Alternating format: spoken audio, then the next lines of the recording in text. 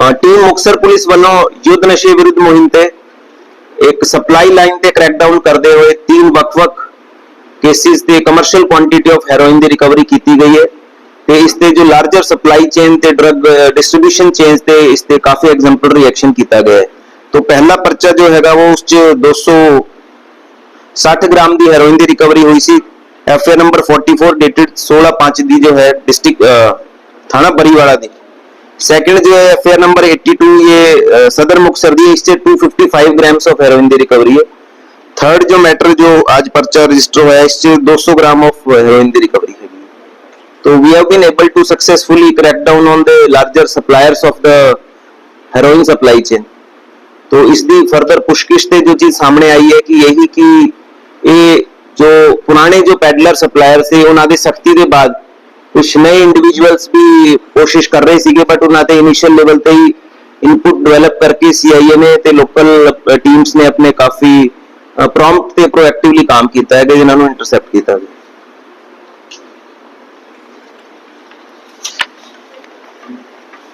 ये मतलब कट्ठी कट्ठी है ना 16-17 दिन।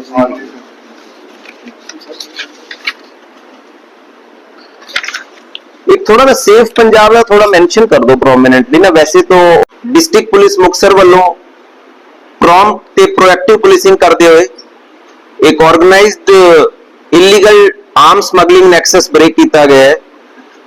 ते इस मैटर ते प्रोफेशनल तरीके ते तफ्तीश करके 3 ਵੱਖ-ਵੱਖ एफआईआर रजिस्टर की गई हैं डिस्ट्रिक्ट पुलिस वालों, और इस 4 वेपन्स 3 व्हीकल्स ते टोटल 6 इसते गिरफ्तारियां की गई है इस पूरे मामले से।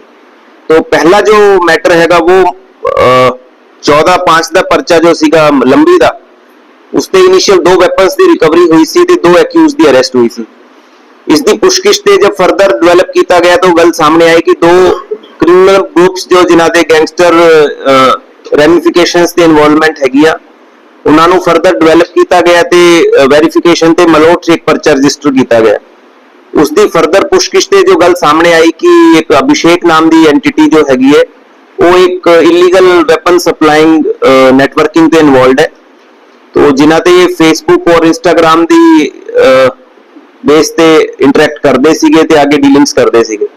तो उससे बड़ा प्रोफेशनल तरीके ते मलोट पुलिस ने सीआईए मलोट ने पुलिस डीएसपी मलोट साहब की टीम ने ते इन्हां दे सीआईए दे पूरे लार्जर इस वर्कआउट किया सारे केस नूं, और इससे फर्दर फिर एक अभिषेक नाम दे जब एंटिटी ते वर्कआउट होया तो इसनूं पुलिस ने जब इंटरसेप्ट किया तो एक्सचेंज ऑफ फायर होया, उससे इसकी फिर गिरफ्तारी की गई।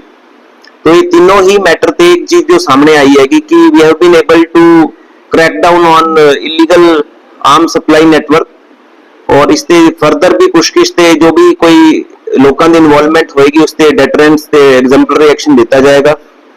तो we are committed for safety and security of all the residents of the district. तो I want to appeal to all the people कि किसी दे कोई भी कोई इनपुट आंदी है किसी शक्की व्यक्ति के बारे, कोई शक्की वस्तु के बारे या शक्की कोई भी चीज उन्होंने लगती है अपने आसपास, तो बेझिझक बेसंकोच लोकल पुलिस नूं कंट्रोल रूम ते दस सकते, इवन एसएचओ ते हल्का ऑफिसर्स नूं डीएसपी साहिबान नूं बेझिझक दस सकते। I want to reiterate at the cost of repetition कि जो कोई क्रिमिनल बैंड ऑफ माइंड के इंडिविजुअल्स है उन्होंने स्ट्रिक्ट एक्शन लिया जाऊगा कि कोई भी किसी भी इलीगल एक्टिविटी ते चाहे वो ड्रग्स से इन्वॉल्वमेंट कोई हैगी है, इलीगल वेपन्स से इन्वॉल्वमेंट हैगी है, उस पर तुरंत कार्रवाई की जाएगी। एट द सेम टाइम जो इस मैटर पे गल सामने आई है कि आजकल थोड़ा सा जो वेपन स्मगलिंग ते आगे सप्लाइंग जो नेटवर्क हैगा वो जेल ते भी कुछ एंटिटीज जो बैठी है चाहे बाहर है किसी डिस्ट्रिक्ट ते वो भी असी वर्कआउट कर रहे हैं। जो तफ्तीश ते गल सामने आएगी फर्दर उसको डेवलप किया जाएगा। तो जो भी इन तीनों एफआईआर्स के कॉरेस्पोंडिंग कोई भी तफ्तीश ते आगे गल आंदी हैगी है तो उससे असी फर्दर डेवलप करके दस। अभिषेक ते इनिशियल पुछगिछ ते एक तो रोहतक ते इसते पर्चा होया 2024 ਦਾ ਹੀ ਹੈ। एक इसका होर पर्चा हैगा डिस्ट्रिक्ट फाजिलका ਦਾ है। एफआईआर नंबर 119 14/11/2023 दी है। तो इसके पुछगिछ ते हले जो इन्हें आगे फर्दर और भी कितनी वैपन कंसाइनमेंट पीछे तो पिक की है और आगे डेवलप करके इन्हों फर्दर कार्रवाई की जाएगी। Since it was exchange of fire तो वो मैडिकल ग्राउंड ਤੇ ਉਹਨੂੰ ਹਸਪੀਟਲ ਭਰਤੀ ਕਰਾਇਆ ਗਿਆ ਹੈਗਾ ਤੇ ਉਸਦੀ ਜੋ ਚੀਜ਼ ਫਰਦਰ ਪੁੱਛਗਿੱਛ ਤੇ ਆਏਗੀ ਉਹ ਦੱਸਣਗੇ। ਸਰ ਜਿਹੜੀ ਗ੍ਰਿਫਤਾਰੀਆਂ ਹੋ ਗਈਆਂ ਇਸ ਤੋਂ ਇਲਾਵਾ ਵੀ ਲੱਗਦਾ ਕਿ ਹੋਰ ਵੀ ਹੋ ਸਕਦੇ हैं? नहीं डेफिनेटली इस मैटर से जो भी किसी की भी इन्वॉल्वमेंट जो आएगी तो फर्दर एक्शन होएगा, गिरफ्तारी होएगी।